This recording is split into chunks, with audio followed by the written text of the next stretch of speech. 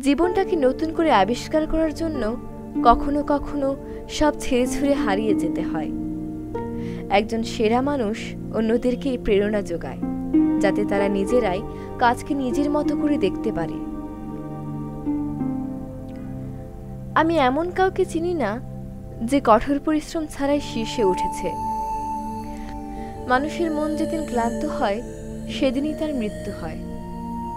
প্রত্যেকের জীবনের একটা গল্প আছে।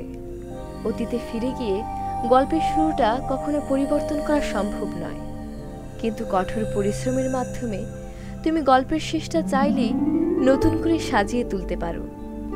পৃথিবীর বেশিরভাগ গুরুত্বপূর্ণ জিনিসগুলো এমন লোকদের দ্বারা সম্পন্ন হয়েছে যারা চেষ্টা চালিয়ে গেছে যখন মনে হয় কোনো আশা নেই।